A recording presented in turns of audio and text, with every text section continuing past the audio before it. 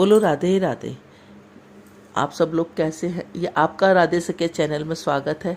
भगवान श्री हरि विष्णु भगवान से, लक्ष्मी माता से प्रार्थना करते हैं कि आप सब लोग अपने घर में सुखी होंगे, सुरक्षित होंगे और ठीक प्रकार से होंगे।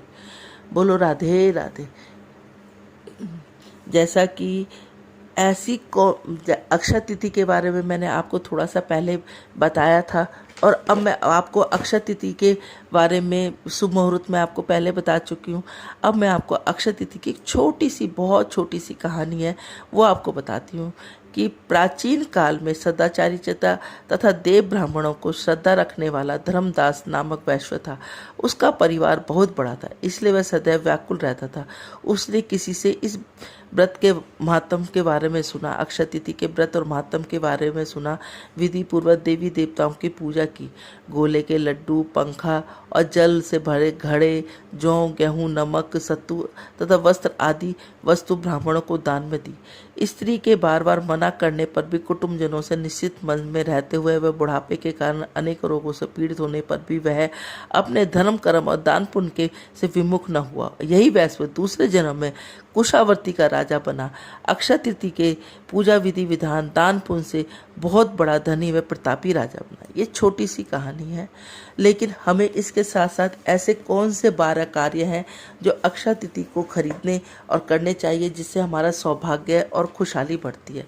इस दिन यदि हम उस पर दिवाली पर लक्ष्मी गणेश नहीं ले पाए, तो उस दिन ले पाए तो हमें इस दिन लक्ष्मी गणेश की मूर्ति ले सकते हैं, या हमने अपने घर में नया मंदिर बनाया, या कोई धर्म कार्य कर अपने कोई किसी चीज़ का उद्यापन वगैरह किया है, या अपने घर में कोई नया घर में गृह प्रवेश किया है, तो वो भी कर सकते हैं। और किसी अन्य देवी देवता की, ये नहीं कि भी लक्ष्मी गणेश की, किसी भी देवी देवता की आप मूर्ति इस दिन अपने घर में या अपने मकान में, दुकान में या फैक्ट्री में कहीं भी आप स्थापित कर सकते हैं।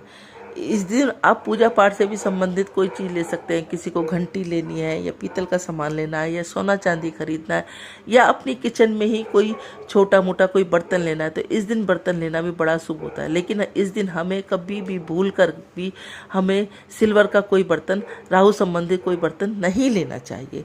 स्टाफिक की माला, जिससे हम माँ लक्ष्मी जी की पूजा पाठ करते हैं, वो माला लेना भी बड़ा शुभ माना जाता है। लाल या सफ़ेद, यदि हम अपना कोई कपड़ा खरीदना चाहते हैं तो इसमें लाल या सफ़ेद रंग के कपड़े या उससे मिश्रित कपड़े, हमें काले नीले कपड़े छोड़कर बाकी कोई भी अपना कपड़ा भी हम खरीदना भी बड़ा शुभ माना जाता है। इस दिन कहते हैं कि भी कमलगट्टे की माला खरीदकर उसे माँ लक्ष्मी जी को अर्पण करना भी बहुत शुभ माना जाता है। उससे माँ लक्ष्मी जी की आप प्रार्थना करें और जाप करें, और जाप करने के बाद उसे माँ लक्ष्मी जी को अर्पण कर दें, ये भी बड़ा शुभ माना जाता है। आप कमलगट्टे की माला लाएं और उसको कल ला के पहले माँ लक्ष्मी जी को अर्पण कर दें, पूजा पाठ कर लें। उसके बाद उस कमलगट्टे की माला को हमें कम से कम 1 दिन के लिए हमें उसमें तेल में भिगो के रखना चाहिए, क्योंकि कमलगट्टे में कीड़ा लग जाता है, जल्दी से जल्दी खराब हो जाती है। तेल में भिगोने के बाद अगले दिन उसको पहले टिश्यू पेपर से, फिर कपड़े से बिल्कुल साफ़ कर देनी चाहिए, क्योंकि वो तेल में भिगोने से उनके छिद्रों के अंदर जो तेल चला जाता है, तो उससे जल्दी से कीड़े लगने की संभावना कम हो जाती है। श्री यंत्र भी आप इस दिन ला सकते हैं, श्री यंत्र की पूजा कर सकते हैं, उसे सिद्ध करके अपने घर में भी स्थापित कर सकते हैं। गोमती चक्र, इस दिन गोमती चक्र अवश्य लाना चाहिए। गोमती चक्र लाने से घर में बुरी नज़र की बाधा दूर हो जाती है, तथा माता लक्ष्मी को घर में रहने के लिए विशेष रूप से बाध्य हो जाता है। मैंने आपको पहले बताया कि मंगलवार पड़ रहा है, तो आप पहले दिन इस दिन झाड़ू खरीदें, और अगले दिन सुबह सुबह उसी झाड़ू से माँ लक्ष्मी का नाम लेते हो अपने घर में पूरे दिन झाड़ू उसी से लगाएं। और इस दिन पानी के अंदर सेंधा नमक का पोछा अवश्य लगाना चाहिए। और मैंने पहले भी बताया कि इस दिन आपको गर्मियों के फलों का दान अवश्य, शरबत और सत्तू का शरबत बनाकर भी माँ को भेंट करना चाहिए, माता लक्ष्मी को भेंट करना चाहिए, विष्णु भगवान, शिव भगवान को भी, और शिव भगवान माँ पार्वती को भी भेंट करना चाहिए, क्योंकि इसी दिन पार्वती जी ने अपने मैके में भोलेनाथ को सत्तू का सेवन कराया था। इसलिए इस दिन सत्तू का बहुत विशेष महत्व पड़ जाता है। आप अपने घर में जौ का, गेहूँ का या चने का सत्तू ला सकते हैं, उसको बना करके आप पिला भी सकते हैं और दान भी कर सकते हैं। और अपने घर में इस दिन सत्तू का सेवन जरूर अवश्य करना चाहिए। ये छोटी छोटी थोड़ी सी बातें, इनको करने से हम अक्षय तिथि की विधि को और अच्छे से बढ़ा सकते हैं, विधि विधान से कर सकते हैं, और साथ में इस दिन को हम और अच्छे से अपने दिन को पावन बना सकते हैं। कहते हैं कि अक्षय तिथि के दिन किया गया कोई भी दान पुण्य का महत्व बहुत बढ़ जाता है, और कभी भी इसका वो मैंने कहा ना कि अक्षय का मतलब कभी ख़त्म ना होने वाला, तो इसलिए इस दिन इसका किया हुआ दान पुण्य भी बहुत ज़्यादा बढ़ने के कारण कभी इसका क्षय नहीं होता, कभी ख़राब नहीं होता, हमेशा बढ़ता ही है। जैसे अपनी सामर्थ्य के अनुसार जैसे भी आपको अवेलेबल है, जैसे भी आप कर सकते हैं, इस दिन ज़रूर करना चाहिए। लेकिन अगर आपके घर में माँ लक्ष्मी और विष्णु भगवान की प्रतिमा है, चाहे फ़ोटो ही है, आप उसको साफ़ करें, स्वच्छ कपड़े से उनको स्नान दान कराने के बाद उनको हल्दी या केसर का तिलक ज़रूर लगाना चाहिए। उनके पास ज़रूर साबुत चावल चढ़ाने चाहिए। कहते हैं कि साबुत चावल चढ़ाने से भी हमारे घर में धन की वृद्धि होती है। ये छोटे छोटे से उपाय होते हैं जिनको करने से हम अपने घर में सुख शांति और सुख शांति के साथ अपना धन की वृद्धि कर सकते हैं, महालक्ष्मी को मना सकते हैं, और महालक्ष्मी का आह्वान करके अपने घर में जो हमारी छोटी छोटी सी हमारी मुसीबतें आई हुई होती हैं, इतनी मुसीबतें, उनसे हम छोटे छोटे उपाय करके उनसे निकल सकते हैं। अब मैंने बताया कि आपको ये करना चाहिए। इस दिन हमें कथा कीर्तन या थोड़ा बहुत भगवान के सामने विष्णु जी के मंत्रों का जाप, माँ लक्ष्मी जी के मंत्रों का जाप, ओम नमः शिवाय का जाप, मतलब जितना आप सारा दिन, हमें तो ये बहुत 24 घंटे का टाइम मिल रहा है, इसमें जितना आप पूजा पाठ सुबह शाम कर सकते हैं, आप अपने घर में जो भी बनाए, बिना लहसुन प्याज का कोई भी सात्विक भोजन बनाए, उसको भी आप भगवान को भोग लगाएं, और बड़े प्रेम से भगवान को भोग लगाने के बाद माता लक्ष्मी को जरूर पुकारें। इस दिन आप केसर मिश्रित जल दूध का भोग लगाएं। इस दिन आप ठंडाई का भी भोग माता रानी को लगा सकते हैं। पर मैंने कहा कि मैं बार बार आपको कह रही हूँ कि इस दिन सत्तू का दान महादान माना जाता है। इस दिन आप कहते हैं कि आप पंखा दान कर सकते हैं, आप खड़ाऊ या चप्पल दान कर सकते हैं, छाता दान कर सकते हैं। दान की कोई सीमा नहीं होती, दान अनलिमिट होता है। लेकिन फिर भी मैं आपको कहूँगी कि बड़ा दान नहीं कर सकते तो छोटा दान करें।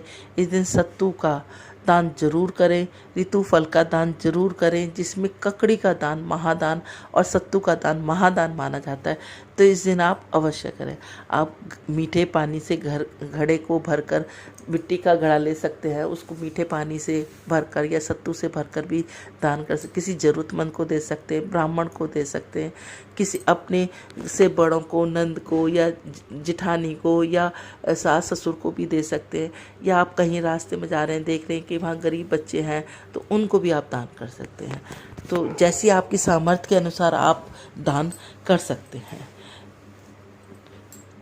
और इसके बाद आप भगवान की पूजा अवश्य करें, और भगवान का थोड़ी देर के लिए माता लक्ष्मी और विष्णु भगवान की पूजा करने के साथ साथ ही आप उनका गुणगान जरूर करें। थोड़ी देर के लिए आप भगवान के भजन में जरूर बैठें। कहते हैं कि बैठने से हमारी बहुत सारी जो क्या नाम है परेशानियां हैं वो अपना आप ही ख़त्म हो जाती हैं।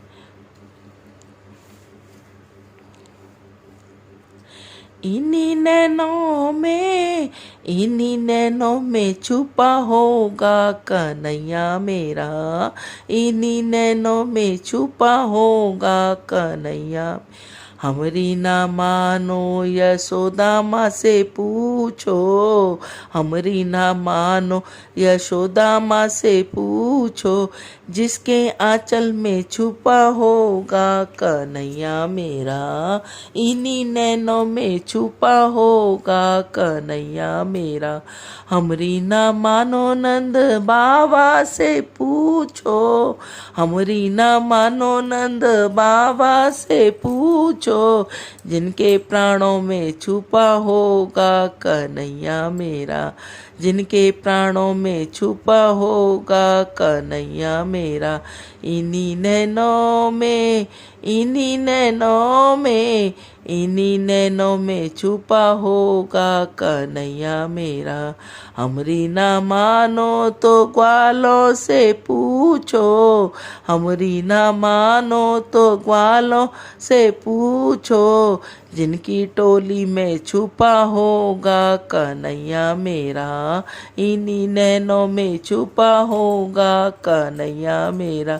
हमरी ना मानो तो गोपियों से पूछो, हमरी ना मानो तो गोपियों से पूछो, जिनकी सांसों में छुपा होगा कन्हैया मेरा, सांसों में छुपा होगा कन्हैया मेरा।